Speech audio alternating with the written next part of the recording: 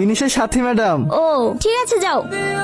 শুধু সাথী থাকবে, তুমি বাইরে যাও। তুই বস সাথী, আমি বাইরে অপেক্ষা করছি। বলো তোমার কত টাকা লাগবে? টাকার জন্যই তো এসেছো। তোমাদের মতো মেয়েদেরকে আমি ভালো করেই চেনা আছি। এই নাও, এখানে 20,000 টাকা আছে, নিয়ে চলে যাও। আমি কি জানো, রোহনের গার্লফ্রেন্ড। ও কার সাথে দেখা করবে না করবে সেটা আমি ডিসাইড করব। আর যদি লজ্জা থাকে, কখনো এই স্টুডিওতে মুখ দেখাতে আসবে না। কি হলো রে? স্যার সাথী ম্যাডাম এসেছিল। তুমি বসতে বলনি? বলেছি, কিন্তু 5 মিনিট বসেই চলে গেল। জিজ্ঞেস করলাম তো কিছু বললো না। কেন মন খারাপ করছিস বলতো? ও আমার এত কাছে আসলো, তাও আমি ওকে একবার দেখতেও পেলাম না। ও এত দূর আসলো যখন, তাহলে দেখা না করে গেলই বা কেন? রোহন,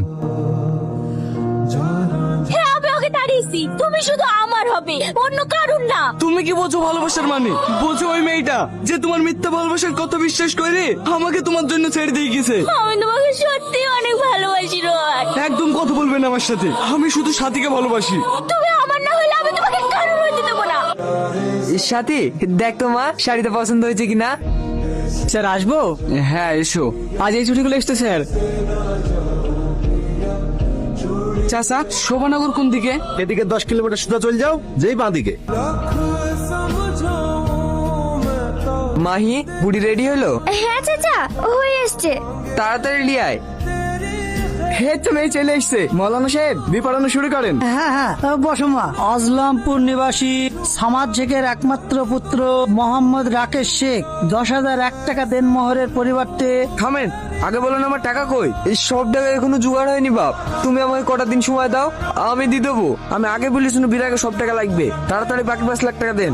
আমি তোমায় কথা দিছি, বিয়ের 5 দিনের মধ্যে তোমায় সব টাকা দিয়ে দেবো। আমি কোনো কথা শুনবো না, আমার টাকা এখনই লাগবে।